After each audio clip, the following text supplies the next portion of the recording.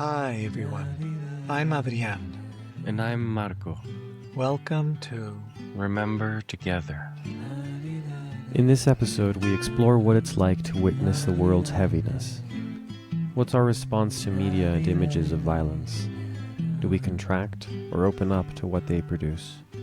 And how can relationships be a source of resilience and spaciousness for us to process and respond to what we witness?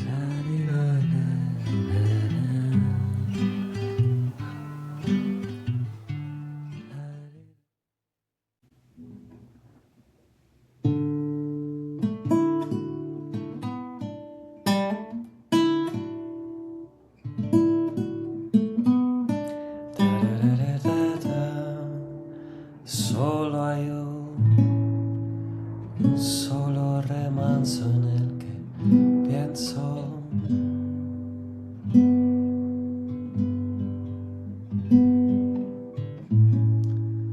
Un solo remanso en el que confío.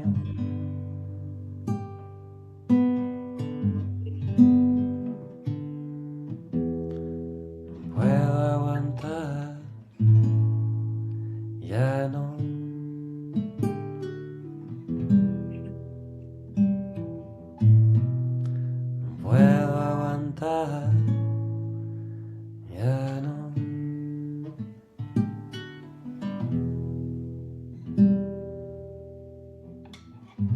Ya ni quiero cantar.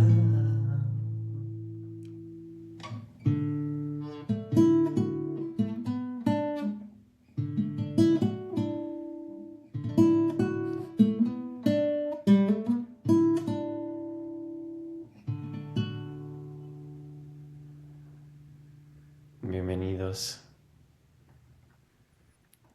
Bienvenidos, welcome.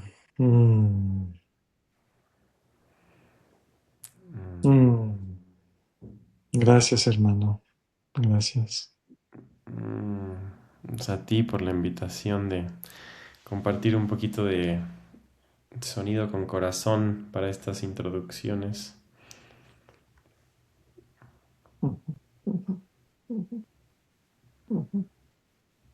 Claro, Sí. claro.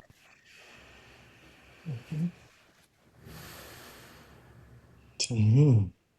Pues pues aquí empezando. Here starting. Ya no quiero cantar.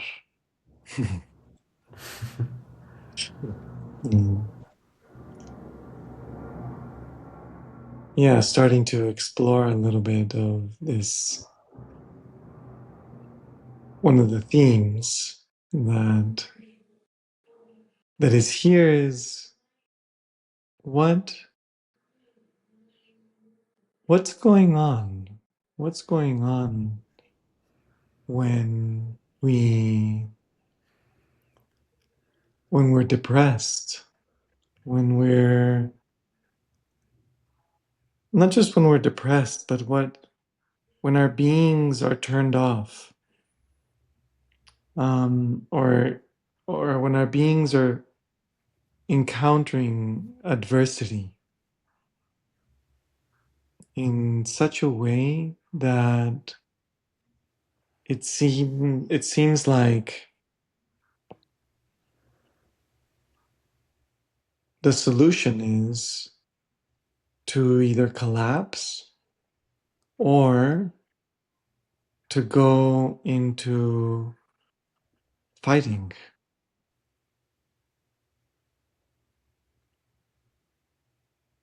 And these kinds of immunological pieces in here were part of, I bring it up because of, well, there's a couple of things. One is, what are the roots of violence? What are the roots of violence? And if there are miniature little micro movements that are little structures or like movements that make up or build up into violence. And I bring this up, as you mentioned, the recent upsurge in violence, experience of violence in Mexico, and then also the relationship to, just trying to bring awareness and presence to something like this, and what also the systems of fear, the Mm-hmm. the challenge that we're experiencing when we hear something in the news, and then suddenly we go into a sense of alarm, and then what do we do with that alarm? Do we start proselytizing alarm? Is that, what is that doing? What are we doing? I Of course, I have, even though I live in the United States, I have friends, family members who know that I'm originally from Mexico, and my family, the important parts of my family are in Mexico, and there's this fear and alarm, um, and so here, and also connecting with you, my brother, this is the first time that you and I connect. Mm, since this upsurge or this experience. And just making space for both that, as well as um, the theme of our own stuckness, places where we're stuck, and how it is that we relate to becoming unstuck. There's some connections here to weave, basically. Um, and so just opening the floor a little bit. Yeah, thank you. It feels good to have an invitation to to open very deliberately into the experience and into feeling, as opposed to what feels like the typical invitation when you're speaking about violence, which is solutions or thinking or thought-based proposals for how to deal with these things. So it feels kind of relieving to be invited into just opening up about what it feels like, and also what it means for me in in my personal space, in my personal heart, and also definitely the links to how it feels to have just challenges in life in general. And you mentioned depression at the top, um, and then it makes me just think like what kind of mode we go into when we start talking about these things, both violence but also personal challenges, because it's so habituated that we that kind of the expectation that you have language for something and that you have some description, um, also it it demands sometimes a certain perspective, an implicit perspective of perhaps finding the right thing to say, the right solution, the right approach, and I think a lot of times that expectation or that demand is unconscious, and yet it informs so deeply. Mm. the way that I can actually approach communicating about anything or feeling like I can share my experience. Um, and so it feels helpful to set a ground on which experience can be shared that doesn't need to provide solutions, and that also experience can be shared that doesn't need to be um, even optimistic, or that it even needs to be related to some proposal to how we fix things, either in ourselves or in society at large. And yeah, so I appreciate this opportunity to talk about it, because as I'm prone to do, I spend too much time consuming and feeding on the different information that comes out around events like the ones that happened in Mexico yesterday, where there was a lot of violence and roadblocks between and conflict between um, organized crime groups and federal forces and government forces. Um, and and so it feels like the dialogue and the kinds of emotional and experiential um, content that has been floating around uh, in these channels that I've been consuming has not been one of simply allowing for the spaciousness, and I think that there's a parallel there to how it feels sometimes to talk about ourselves and to talk about the issues that we confront and the experiences that we have, where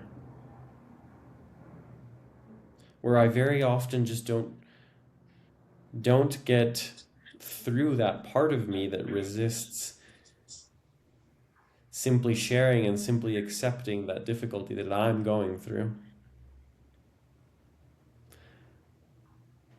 And Mhm. so it feels nice to arrive here and to have the hearth, the warmth of our relationship and of this invitation of speaking into what's present. Um, and the implicit invitation, I think, which is also to reveal and to allow this transparency and translucency to help us discover things that are here, both challenges or virtues that are beneath the surface. And I was writing this morning, and I'm wondering if it was kind of related to this feeling of trying to make sense of conflict in the world, but also related to whether how good it feels or how difficult it feels to witness conflict. And and I'm wondering just now, kind of spontaneously, if it'd be something that you'd like to hear. Maybe we can comment around it.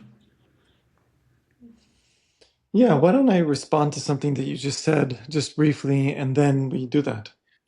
Yeah, or further along, but yeah, let's keep the aliveness in the dialogue here.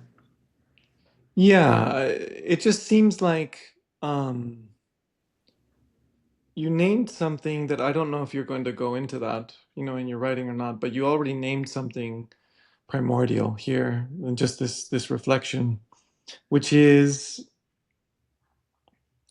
there's a principle here that I I feel alive about, very alive about, as and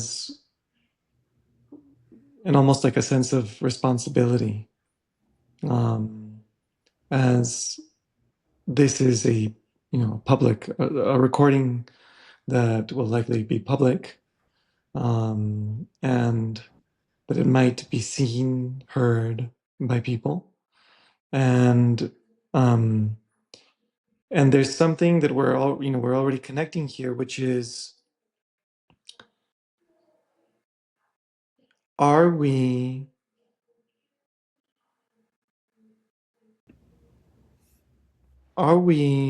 making space for ourselves to arrive, and the space for us to be, before we start to consume or share information? And not just if there's space there before, but also a culture of awareness of that each one of us has different capacities,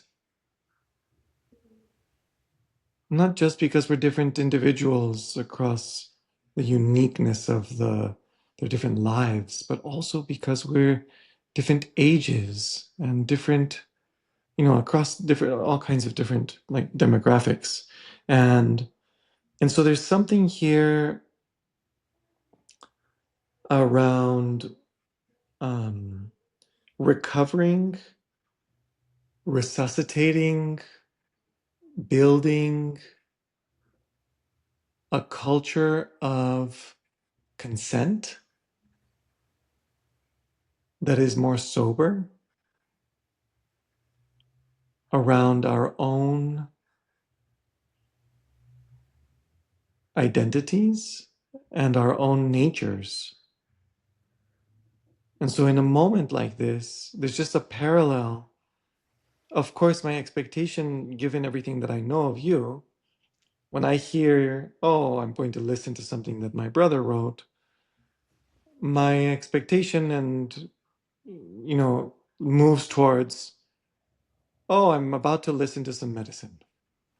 Mm. That's my sense. No?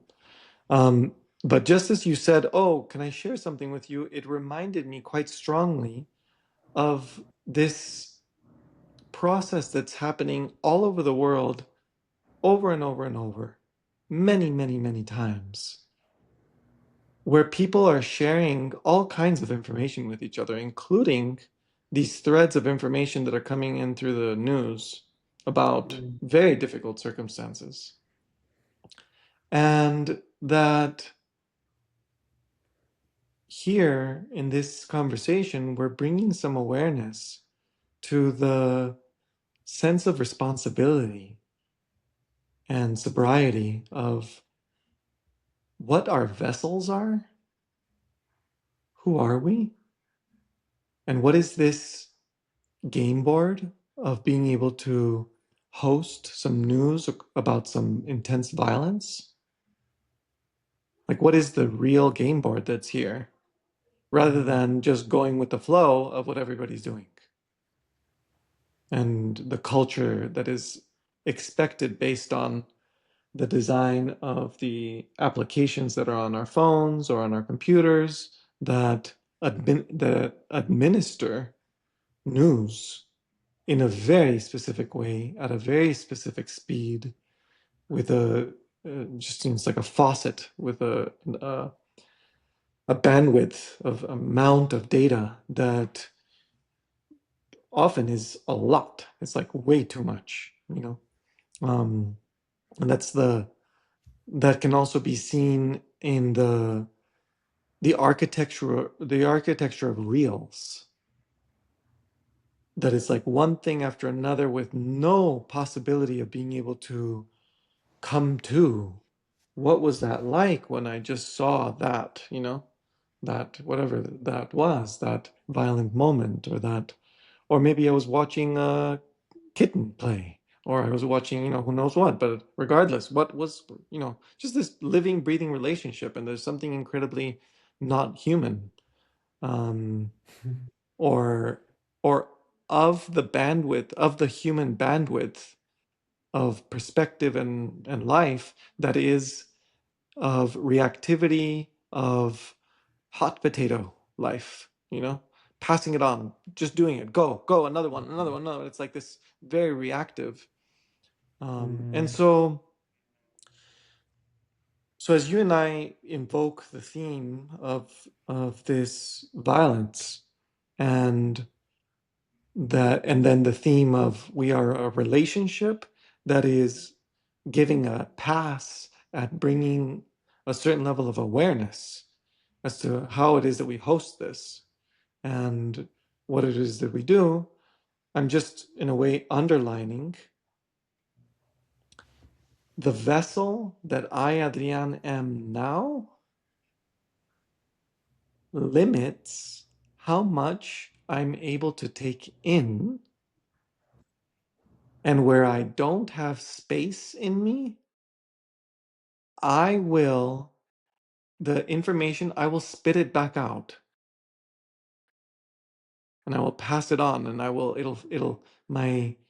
if I don't have space, it will be conversation in which I will be analyzing and trying to figure out and trying to problem solve and trying to fix, instead of being able to be a part of this relationship that is making space. That I am here capable of making space for you, my brother, your experience, or the experience that you are funneling through whatever the media or wherever it may be coming from.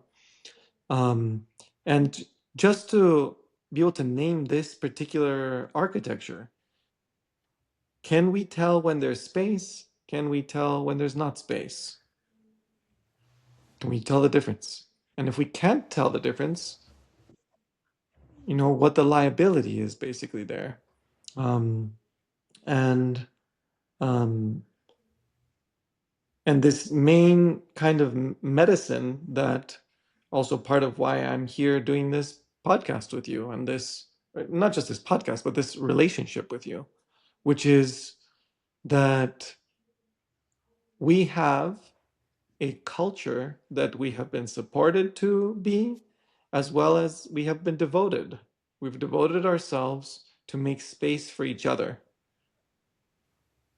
When we are heartbroken, when we are hurt, when we are unwell, whenever it is. And just before this call, we started our call before the recording, and I came to you from my own kind of like depressed place, kind of stuckness in myself. And in a matter of 10 minutes, because of your openness and you receiving me and a care with which you reflected some thoughts that had to do with a retreat place called Hridaya that we have been to together, that you found like an association between something that I shared and that experience that we have shared. And there was a nutrition basically that started to happen. And I, after sharing that I was going through something challenging inside myself, I started to feel better. And how often is it that we take in some piece of social media or some piece of news and we end up feeling better, right?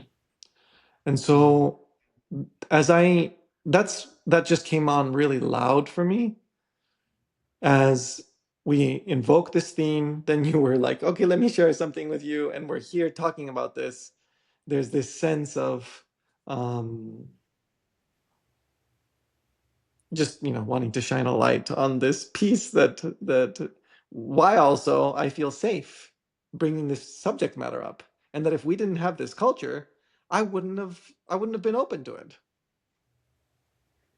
in the same way. I mean, maybe I would have become one of those analytical, dissociative men that chisel all kinds of ideas about what's right and what's wrong and what should be and what shouldn't be, and like those news shows or whatever it is. I would become a little bit more like that.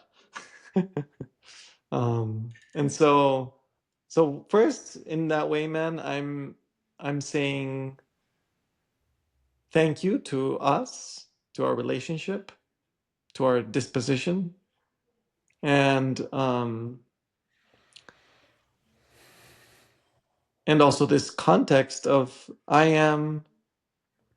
I just so happen to be excited to hear your piece of writing, you know? Yeah, you brought up a lot of A lot of good substantive things that I think we can continue chatting Mhm. about a little bit at least. I'm Mhm. happy to share the little thing that I wrote earlier as well. And I'm sure that there will be connections through that as well. But yeah, this piece around consent and choice in our consumption of media feels like a troubled area of our social life. And and I guess I see like multiple sides to it because on one hand it feels like I, you know, I want the feeling of consenting to the kind of information that I'm bombarded with and the kinds of even perspectives and the kind of intentions and visions for humanity that are implicit in the content that I consume. So I want that feeling of being able to consent, and yet I also notice that I forget that I have a choice. It's like it's like I go into this mode where the consumption of media is more akin to a kind of addiction, maybe avoiding something else. And so it feels like the choice has already been made. The choice has receded into the background of my awareness because I'm actually using the media to do something that I'm not even aware of. And therefore, the intention of, of why I'm sitting down to witness this content is not present. And therefore, I don't feel like, oh, wait, I didn't choose to consume this terrible image or choose to consume this terrible opinion or whatever it is. Mhm. Um, and so I guess I feel like, yeah, aliveness along this, the there's both like the trap that we can fall into as well as the hope and the promise that such like incredible access to media can offer because because there's kind of like this implicitness to the choice that can be made that can be very empowering and that can be very helpful. And yet, if we forget that we have that choice, then it feels like we've been entrapped and we've been caught by something that we don't control.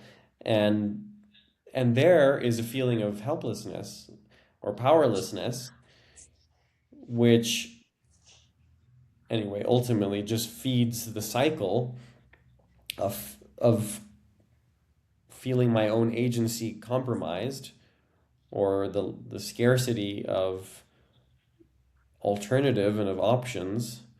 Um, so I'm noticing that, and then I just want to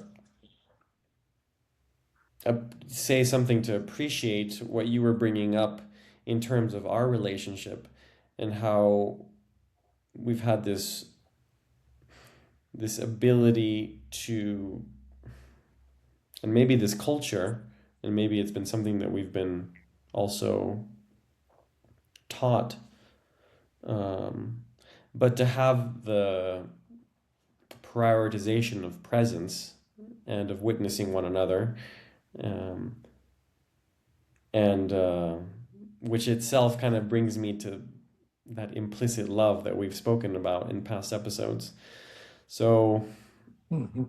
so Mhm. anyway, it feels Mhm. like there's the distinct parts. Um, but yeah, how, what do you feel around those things? Wow. Yeah. I'm There's something a little bit just the way you're highlighting this.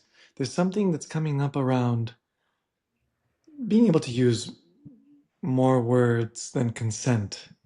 Um, and that you're opening some space here. So like what is happening here, um, and this interconnectedness um, that is maybe present anyways. We just, we're the idea of being separate beings who don't impact each other, is something to also question. Yeah. Um, and so, yeah, as I hear you, when there's something here about recognizing this as an evolutionary impulse. It's kind of, for me, it's kind of analogous to imagining a group of cells or a cell or multicellular organism that has a certain capacity to deal with the environment that it's around.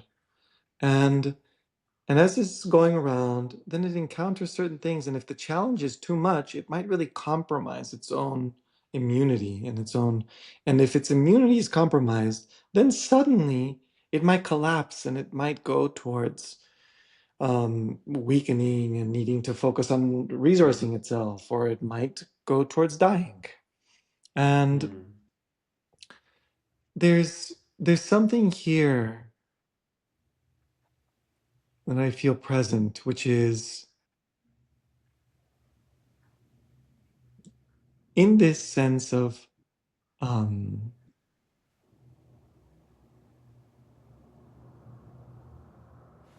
we live at a moment in time in this civilization that includes tremendous amounts of life, human life, that for whom the amount of space in their bodies is so limited that these words that we're speaking right now and this area that we're highlighting would sound incredibly abstract, like incredibly abstract. And part of what it is that I feel hungry to be with here is how what we're talking about here as it pertains to being able to host some piece of news, how it actually reverberates all the way through all of our lives, including child rearing. And I bring up child rearing because it is in that dance of the relationship with our parents that our parents the are the board, the game board, and the rules that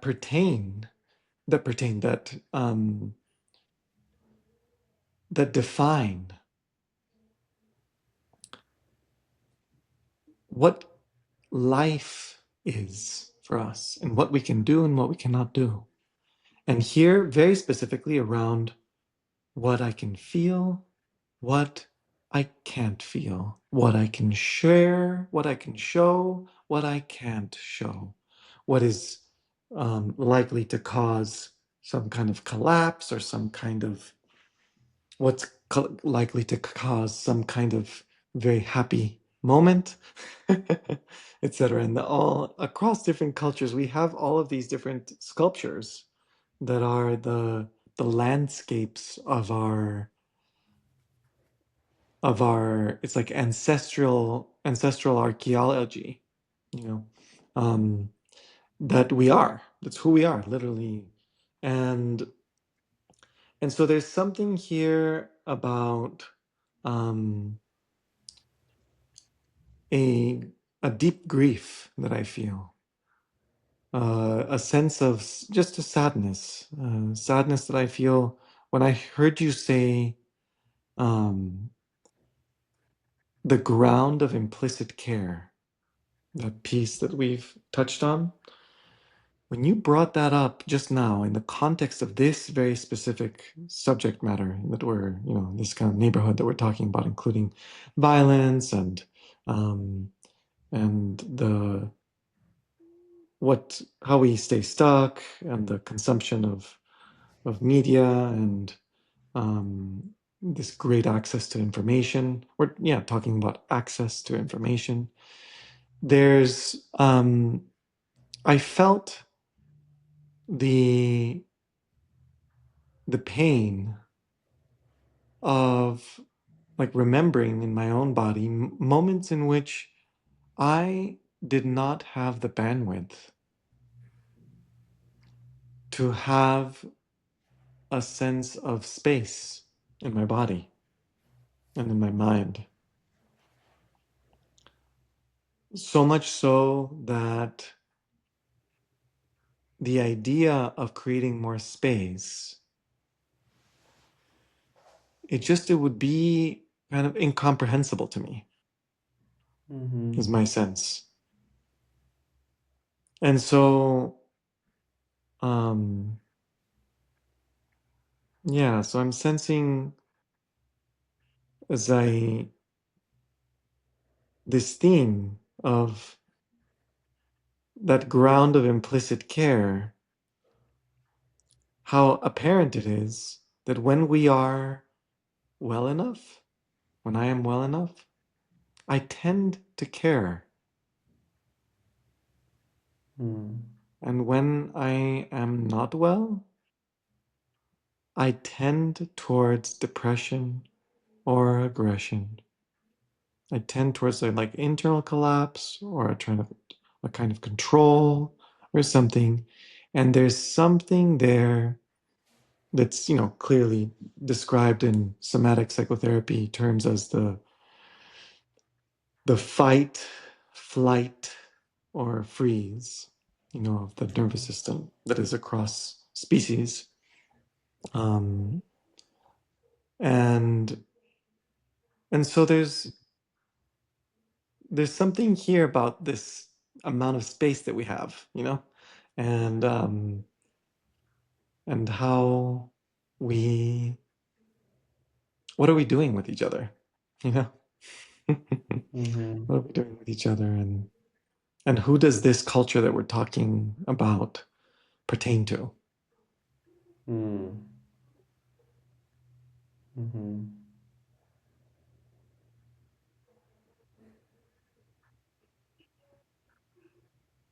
Mm-hmm.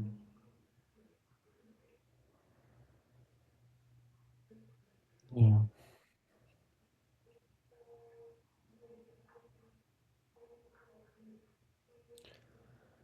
Who does this culture pertain to? Mm-hmm. Yeah. Yeah. Who do these words belong to? I mean, what you said about child rearing, right now I'm just feeling the relationship that it has to the development of language and the development, like how we approach expressing ourselves, Mm-hmm. and also how we absorb, like we have this process of acquiring language, and that a lot of times there's like emotional undertones to the field of language, uh, which we absorb, and that kind of defines or determines how safe we feel expressing ourselves, which kind of it touches a little bit on what you were saying about this somatic experience, like what was it like to learn a language while scared of speaking, or what was it like to try to utter words while expecting to be challenged or to be um, defied in some ways. And so it seems like those things are related to all of this spectrum of content that is behind the surface when we're trying to speak our opinion about some piece of news, or even clearly also related to when we're expressing something about how we feel in the moment. And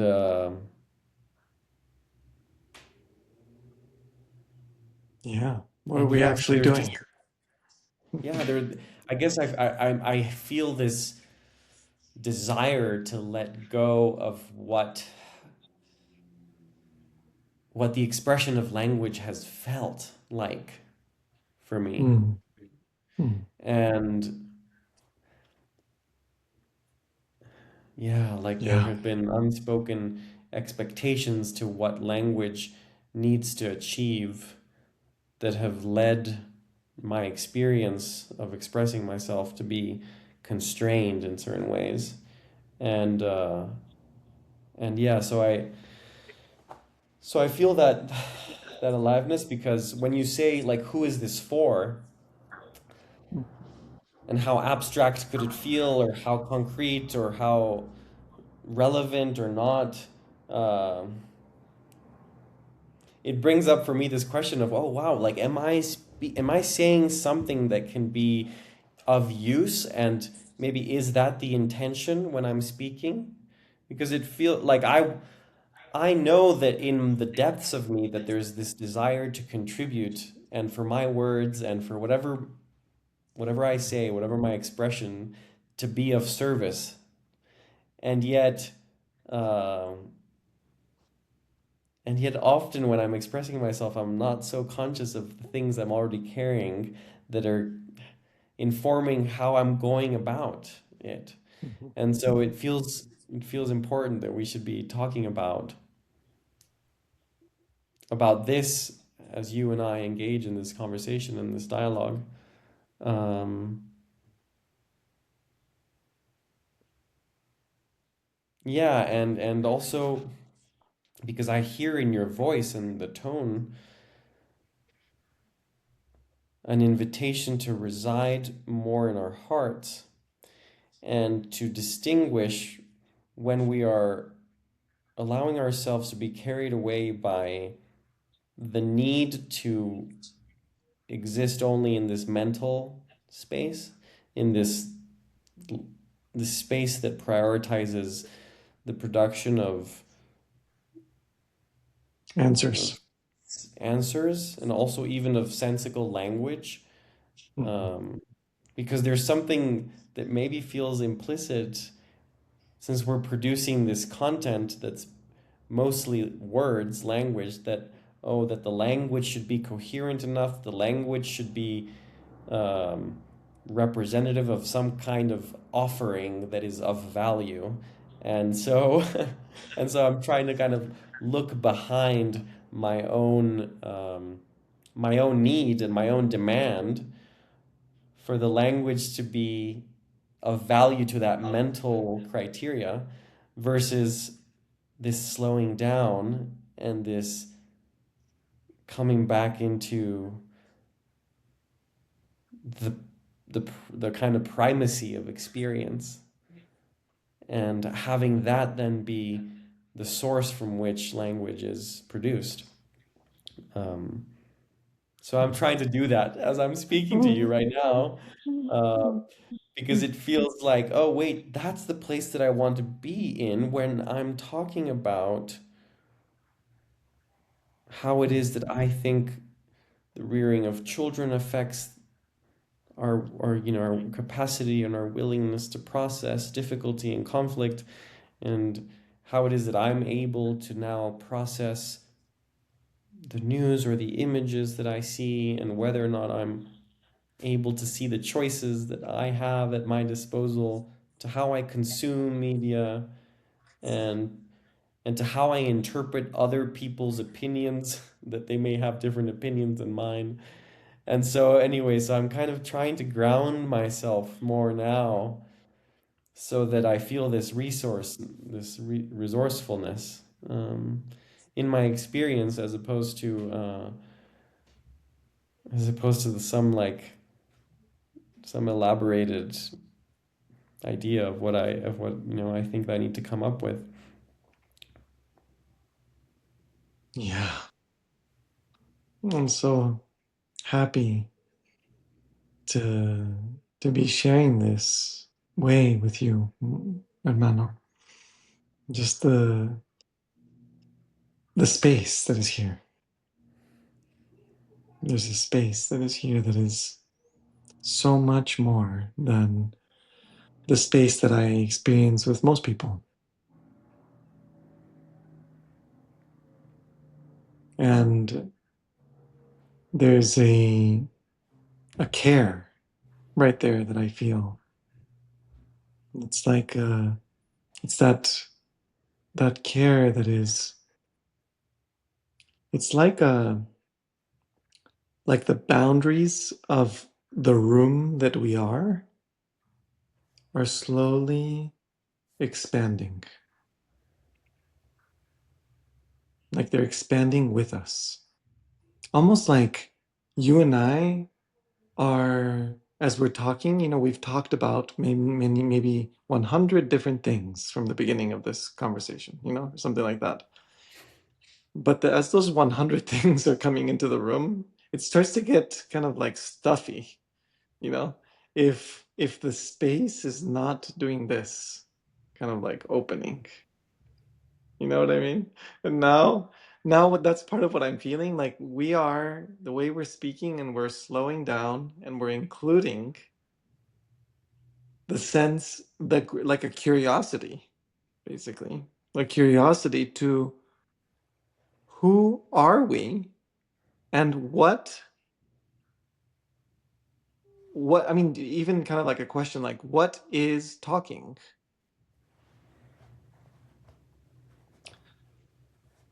When that we have this implicit, all these kinds of implicit definitions of what it is that we're doing in every moment. And every instance is it's a different thing. And talking, speaking a word, enunciating, all of that is transmitting a bunch of data that is not the meaning of the word. Like, not the meaning of the word. You know? It's like, go away from the meaning of the word. Go away. No, it's not the meaning of the word. There's a whole body right here that is feeling all kinds of ways about what we're talking about and is trying to do something about it. And not just am I trying to do something about it, I often, and but like as a with fellow humans, we are lost trying to do something about it. We often don't even know that we are trying to do something about it, and we just under the under the idea that we're just talking about the news, or that we are, I don't know, whatever it is, and this is all the implicitness of, like, we may be trying to impress somebody, we may trying to make sure that we don't disappoint somebody, we may be trying to de-stress somebody, we may try to de-stress ourselves, we may be, just like whatever it is that's being managed there. And as I'm here with you and with all this spaciousness, little by little I can feel like there's space in my body, there's more space in my body than I had before, at the beginning. And that space is, it's like a culture, in my being, in my body, that I'm here with you. Um and my orientation is less, what are we doing here, or like, what are we talking about, and more,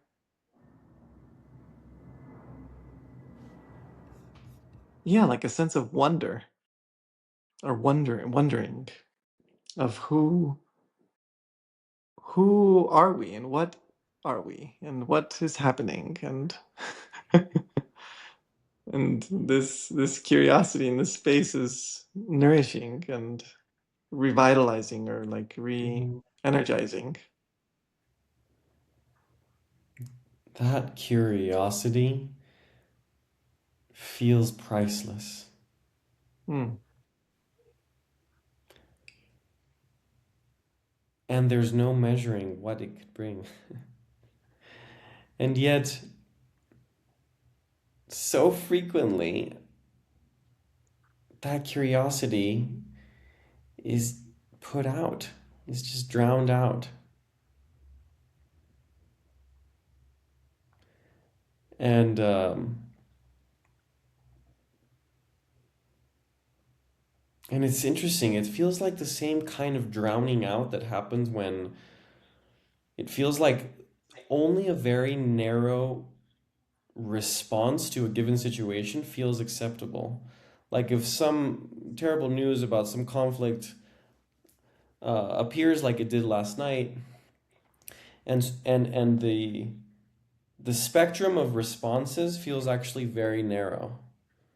Like you can only respond in certain ways, or not you can, but like people feel impelled only to respond within that very spectrum.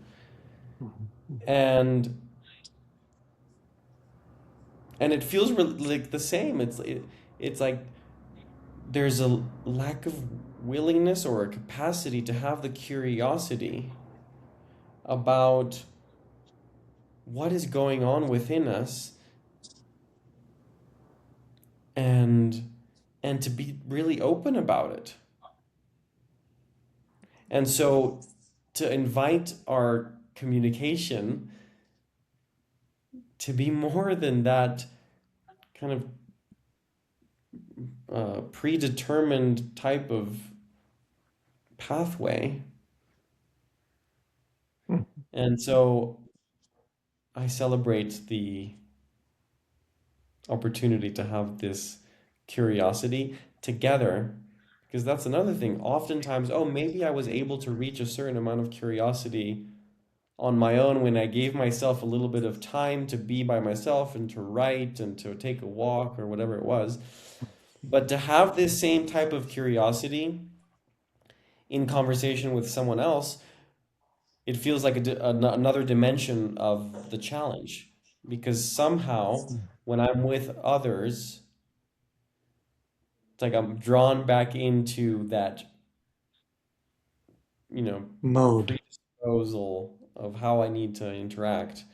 Um, and then maybe that's a hint, right? That the way that that narrow spectrum of responses was defined is very much related um, to relationships, to how our to how we are kind of brought up, to the environment, to the emotional landscape that's present when we're learning to interact with one another. And so yeah, again, I just celebrate that openness to have curiosity, because I am totally curious, and I want to be so openly curious with others and invite more of these conversations in general in life, in society, where I can also start to open up with others about like what it was like for me to develop my ability and my constraints when expressing myself and myself and and when uh, and when being with others. Yeah. There's a massive blind spot, uh, a cultural blind spot, um, that even the literacy of all of this, Yeah. the literacy about this curiosity, this space, what it's like to feel when we don't have space, and what what it looks like when we're spitting, stuff out towards another.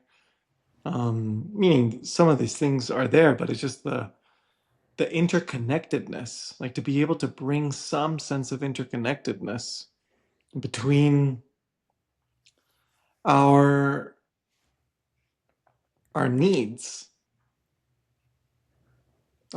our basic needs, and our um, our capacity to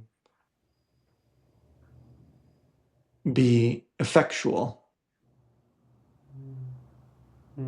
to be effectual in life, a way that we can actually love each other. We all know, and we have these. It's like what is it?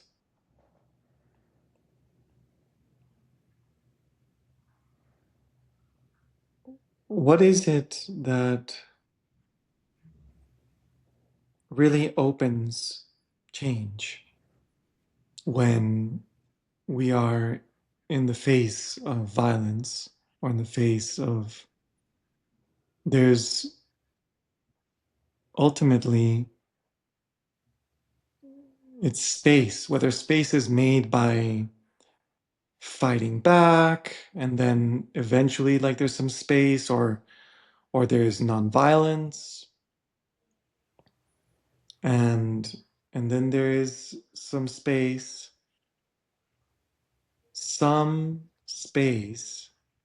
of awareness needs to be brought in to every scenario, every situation. And if it's not there, then we'll just keep on looping, basically. We'll just keep on looping, pushing or playing like this hot potato game that's of this pain and the microcosm of how difficult it is to speak with um, for most people. It's like being with family members over a holiday is very hard. It also can be like a beautiful time, but it's also can be a time that's often not really looking forward to it because of all of the stuff that's there and all the limitations. And so when we move away from our families, when we go and learn something else, in a way we're gaining more space and we learn something else and we get a different environment and then eventually we come back. We either come back because we come back to face ourselves in a relationship and the intimacy of like I started an intimate relationship and then I started to see myself, oh my God, I'm acting just like my father or like my mother and I'm doing this, or I literally visit my home and then I see all of this intensity playing out once again before my eyes and face all of the architecture that is there inside my own being. Um, and so can we can we be can we practice being together? Can we practice being together? And we had that funny moment before the call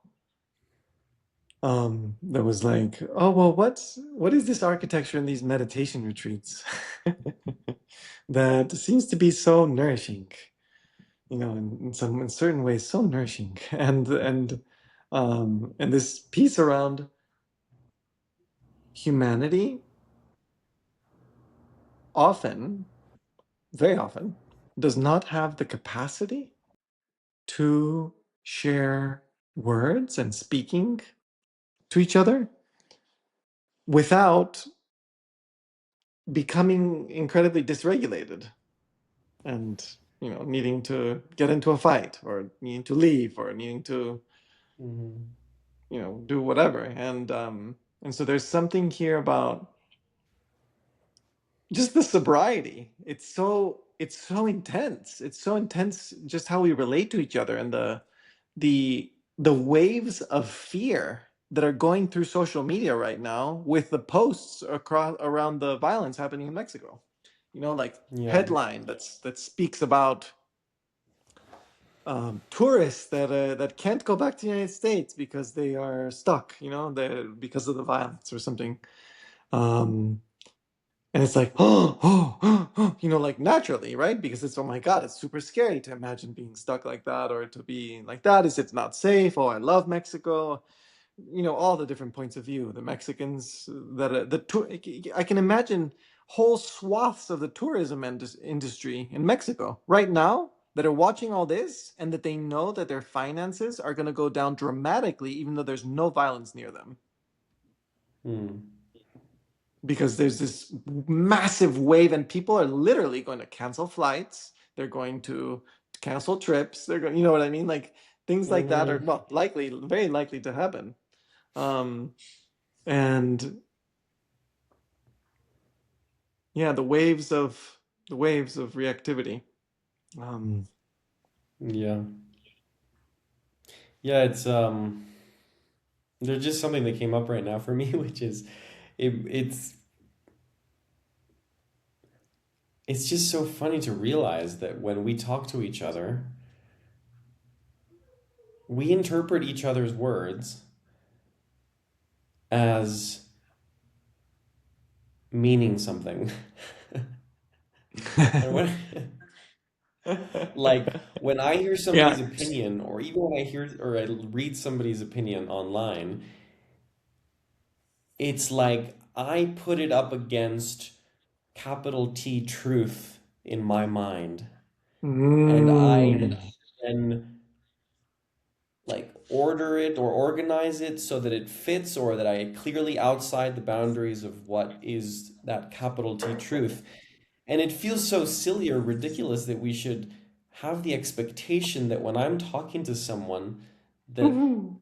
that the words that come out of my mouth, they need to conform to some kind of greater truth, and that's kind of like an assumption that we have, and that when somebody else speaks and I hear them, I'm having that same kind of interpretation.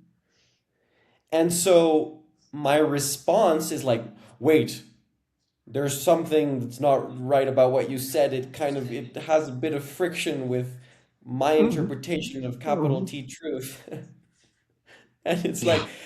it's like we forget that we're doing that when we're talking to one another, that we're having this like implicit assumption about, oh, your words need to relate to some reality, and Mhm. and they need to Mhm. be in Mhm. accordance to the some understanding, some overarching understanding or theory about how things work. And and so I guess I'm just like realizing how silly it is to have that expectation constantly for what we share, and how also that makes it um well, it makes it difficult to share authentically sometimes, because Mhm. a lot of times our actual feelings, our like genuine experience is not something that conforms to some externality. It's something that's being born out of our out of our unique experience. And so then there's this conflict that we have internally about, oh, wait, am I going to say something that is outside of the boundaries of that consensus reality that we're building through language with others? And therefore, I might limit what I say or change it or filter it because I don't know. And so I stop myself from sharing what is real, and I sacrifice Mhm. it for trying to elaborate something that I think will conform to the expectation, or to my own criteria for what can be proven Mhm. or not, or Mhm. what is. Mhm. So it's Mhm. just So I just wanted to bring that piece because we were talking about like what is talking, and yeah, and it feels, and that part feels alive for me. Yeah, hermano. Yes. And Yes. I I know that love this. we're coming up on time and you're gonna have to go, but In a little bit. I actually have a little more time than I thought. Um, okay. yeah. I can double confirm here. Yeah. Um, yeah, hermano. Yeah, just checking. But yeah, your there's there's an implicit collective culture that you're naming that is this, it's like a task force. It's like a collective task force. Everybody is holding inside themselves a like a massive blind spot that that is the truth that nobody's thoughts are ever the truth. And and that there's something here of a like a mission. It's like a mission that's underneath and Yeah. it's quiet and we're like camouflaged, with all of our Oh, personalities and our roles and our jobs and our statuses, and here we are. It feels almost like we're lawyers in front of a hmm, judge, exactly. you know? And it's like, and all the pressure. It's like, oh, I'm gonna muster up the most cohesive, whatever it is. And Yeah. Yeah, and who were we when we experienced the demand for our language to express such things? Like, it's that yeah. urgency, man. That urgency. My sense is that it my sense is like what I remember the experience of needing to have, like, it's like I need to have an answer in order to feel connected, Yeah. like that, and feeling that as a kid, and especially it has to do with, just in a relationship in our with our parents and our father with a very strong intellect, like very, very strong Hmm. intellect, and feeling like the currency of connection is through refined thoughts. Yeah. Oh, I'm just laughing because it's so true. I mean, there's a part there that also just wants to mourn because it feels like the faculty of language was hijacked by the unspoken need for Mm, language to conform mm, to that pre-established criteria. mm. Yeah, And it's like maybe part of what I want now is to rediscover the poetry, like the ways in which language can exist outside of those confines. yeah, And not only in form but in function, right? exactly, that's what I was going to say. Exactly. Yeah, that you're defining, you're noticing, you're highlighting that like what in this context here, what is poetry? Mm-hmm.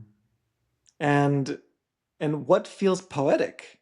And isn't it the most beautiful experience when language that we share lands as poetry? Like it's poetic. Oh, that song. Oh, that moment that you shared from your heart. Oh, it's like poetry. It's so beautiful. And what in the world are we doing if we're not doing that? and and there's something here about my sense. This is part of my experience when you named just maybe 20 minutes ago or something like that. You named something about, can we include our hearts? Mm-hmm. Like, can we include our hearts as Mm-hmm. we're talking? Yeah. And if we do include our hearts, and not just our hearts, but our bodies, the more of our bodies, but the heart is an important one. That it's like the difference between being able to feel like I care Mm-hmm. versus having a kind of blindness that if I inquire to myself, oh, do I care? It's kind of like being stuck, being very active doing something, and then somebody stops me and asks me, do you care about what you're doing? and in those, and so much of my life being like, no, what is this question? Like, what is this question? Do I care? And there's like a moistness, Mm-hmm. that comes from being in the heart, that suddenly moisten our words, and then we start to literally be able to care for each other, you know and to be able to be with each other in a way that is nourishing and soothing, and weaving connection, interconnectedness. I think that's part of it. It's like that when it's not present, those intellectual rigor, s- sometimes connects things, but sometimes it feels like afterwards it's like, well, that was like a workout, like it was like a workout, but I don't feel very connected. Yeah.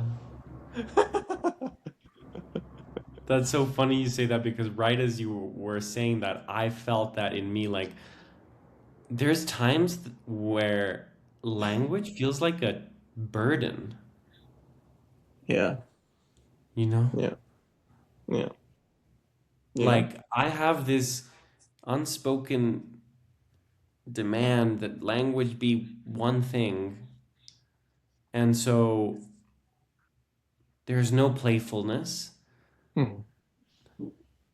there's no real vulnerability, there's no poetry,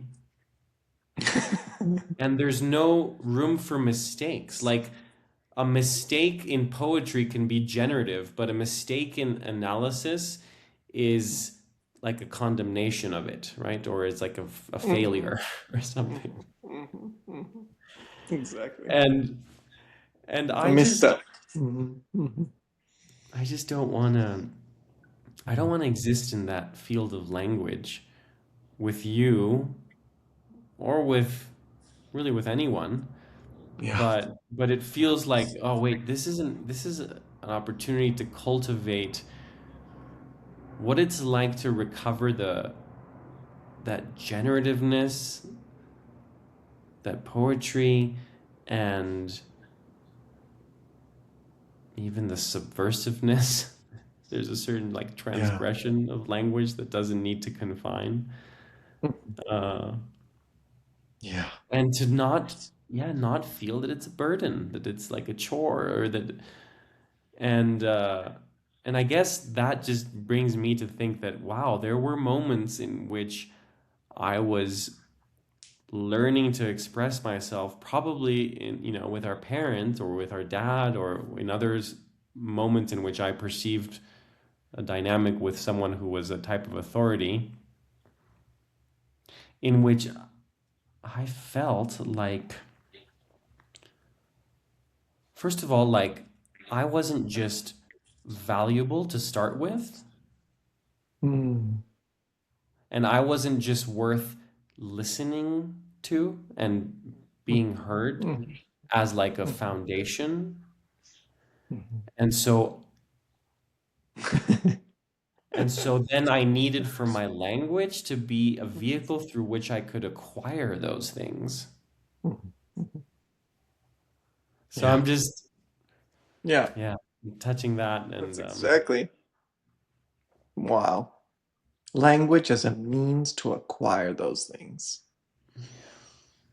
Wow. And it and is and the sometimes, but then sometimes it's really not. Oh my God. and the Yeah, go need, ahead. the need that was underneath that was not being Yeah. satisfied. The need for just being seen or valued or whatever it was that I felt for whatever reason, it wasn't there. And so it made my whole relationship to language and opinions and expressing myself contingent on that. So, whew, Yeah. Yeah. Contingencies, implicit contingencies. yeah, Um, and life trying to grow, trying to live, life trying to live. Yeah. Yeah. fratello. Yeah. There's so many threads here. I can feel we're,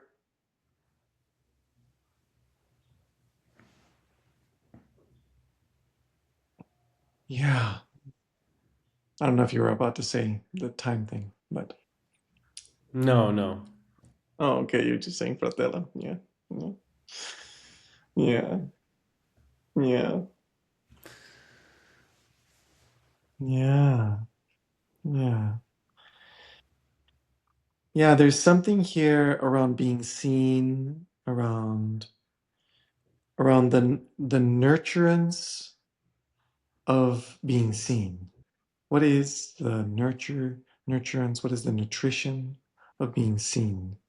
And what it does and what it feels like and what it's like to what does it do to me when I'm really seen? And who do I allow myself to be when I am really seen? And how this connects to the neighborhood of, are we, like this theme that we touched from the beginning of how much space is there in us to be able to really include life as we're participating in life. But then the other dimension that we didn't quite, we're just now getting into a little bit, is with those whole being seen thing, is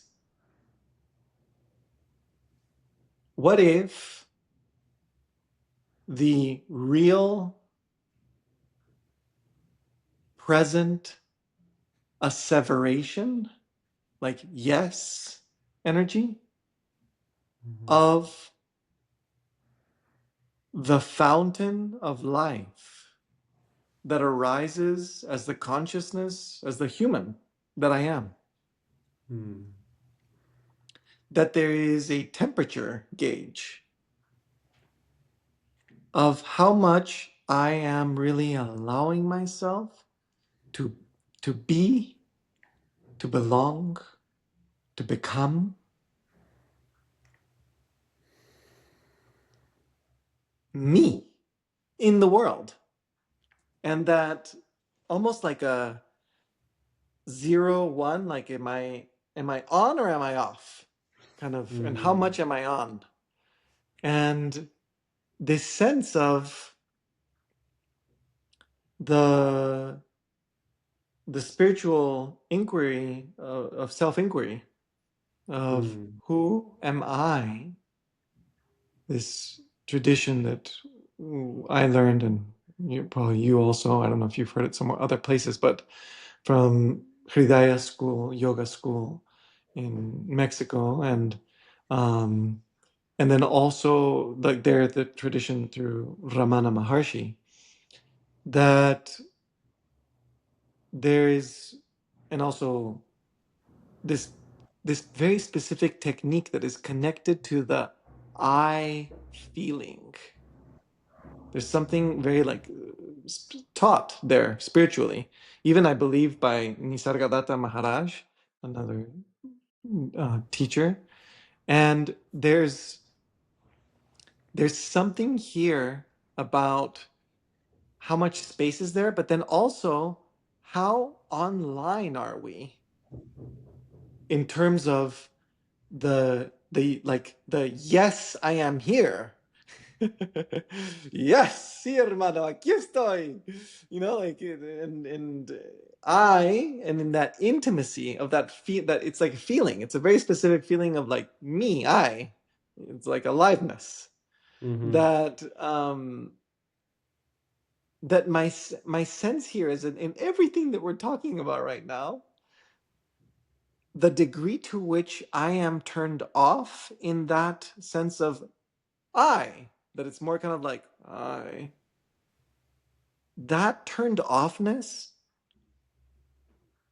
delineates a massive amount of my,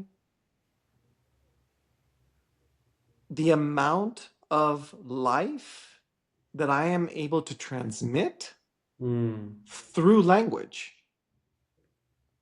And not just life, but also that I can be pulsating sovereignty, that I can be sharing with you. When I'm sharing, it's freedom.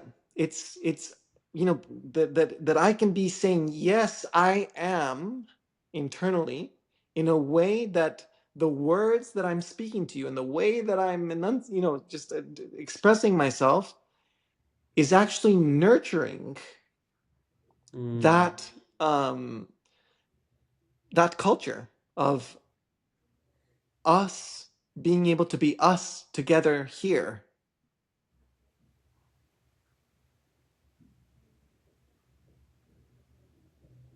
Yeah. Yeah, it's like the substance in your communication and your words is a product Mm. of how comfortable you are with that beingness. Yeah, yeah, And so I and it's so to me it's just surprising or also maybe sad that I have become habituated to living from a place in which it doesn't feel safe to be. And yeah, so my relationship to language yeah, is constrained yeah, as a result. yeah. And Mm. Mm. Oh, that sadness. yeah,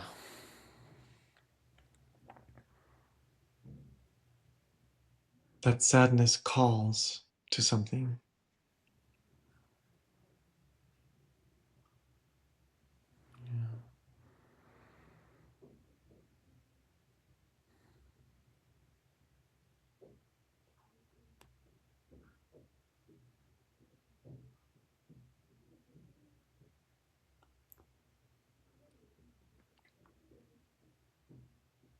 but also what a gift it is to encounter people who invite us, even without words, Mm. to truly just be. And Exactly.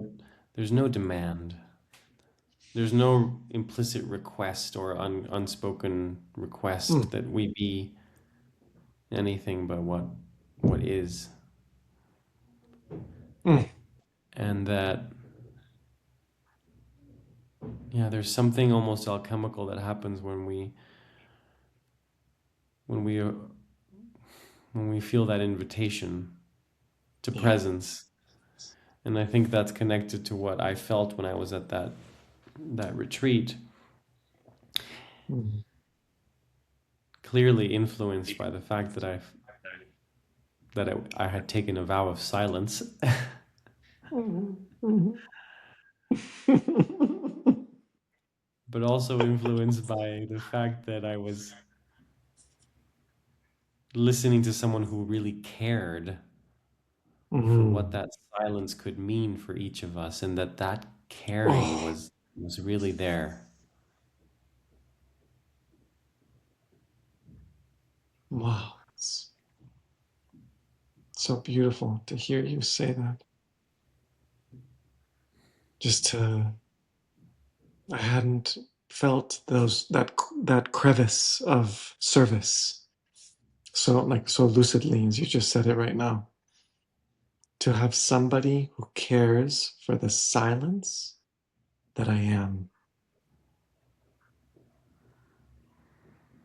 It's beautiful to me.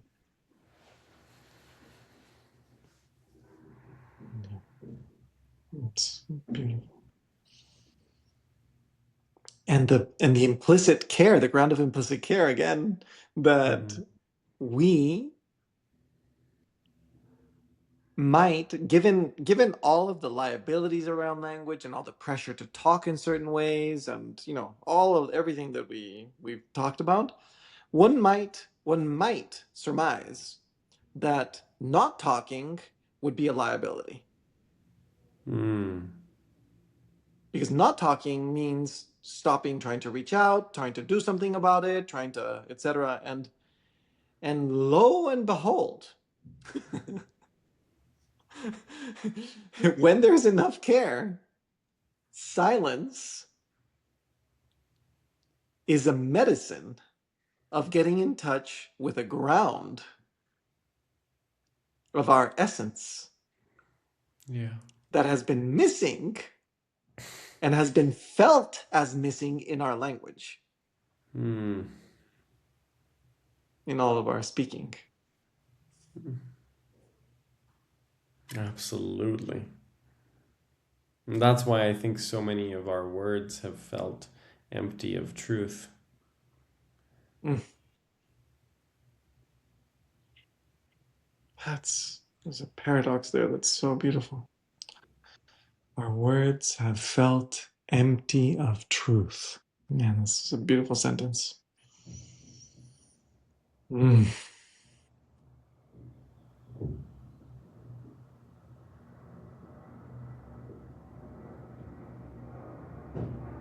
Medicine. Medicine. Well, this makes me want to do a little bit of a 180 in my offerings. I want to hold more spaces of silence. That's crazy. Um, yeah, something turned on. My brother. My goodness, silence. The silence. It's so good. Yeah, I love that. I've been feeling a lot of aliveness towards making more songs with you, and Mm. also for inviting you further into this opportunity, which is to make healing heart songs and to offer like a type of invitation for others to hold, for us to Mm. hold space for others' songs, healing heart songs to come alive, Mm. Mm. informed by our mutual musicality, as well as the different traditions and the different teachings that you've had and the ones that I've Mm. encountered. But anyway, somehow this talking about silence reminded me of Yeah. songs. Yeah, that's the paradox. There's a paradox here that's it's so beautiful. The what you're saying, it's and we can, it's the playfulness of the words here, but there's something here about it is exciting to us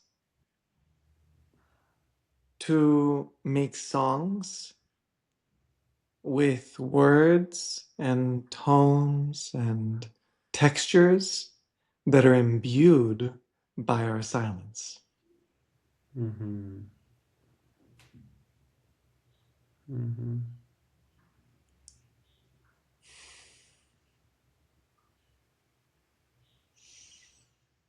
And then speaking becomes a celebration of life. Yeah. Yes. Words become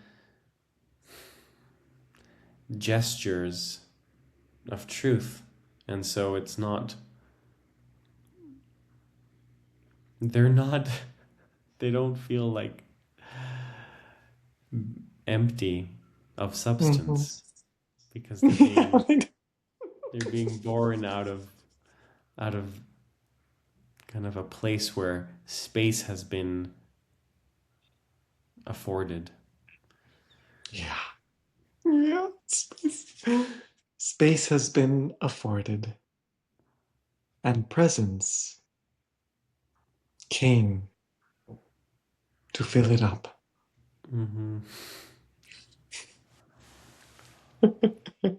And it reminds me of that quote, Hermana. What's that quote that you wrote during that retreat around presence? You remember? Never sacrifice presence for any alternative.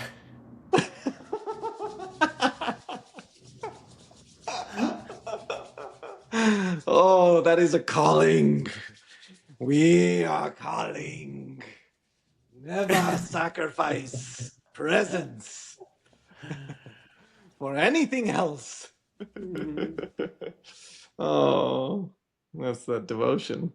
That is so beautiful. Mm. Oh,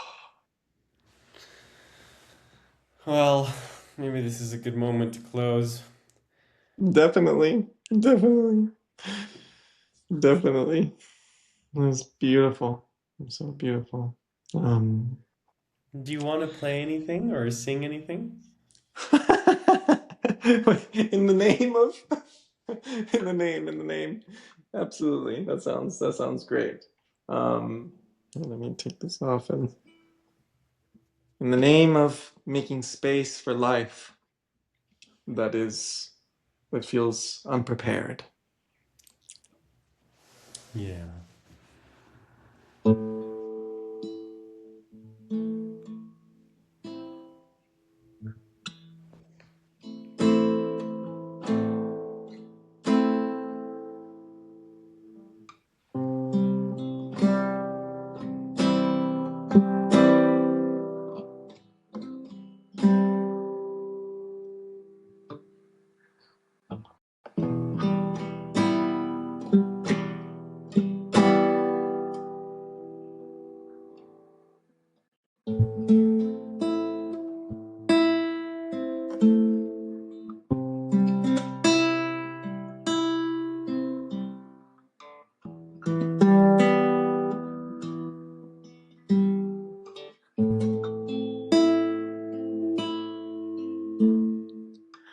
Oh,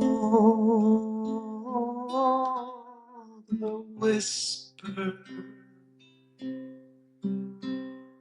that comes alive when we see each other. Oh, how I cry for your heart. How I wish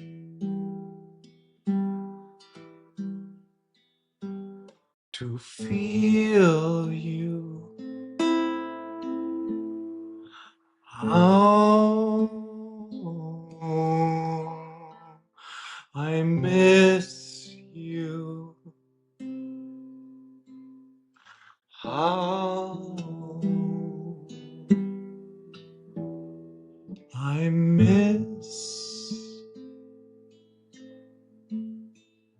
The silence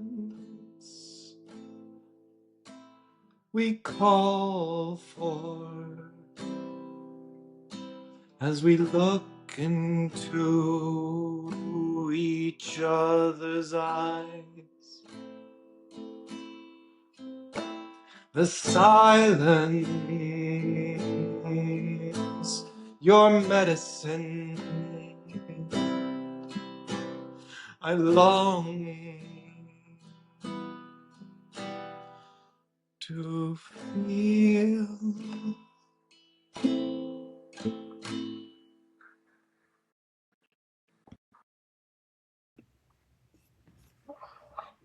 Bravo. Beautiful.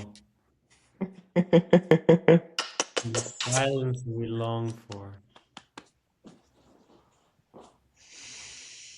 Thank you. Thank you.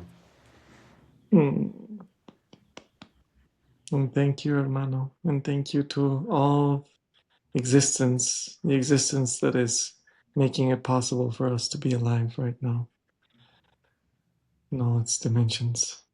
And to the architecture that made it possible for us to be alive as you and me and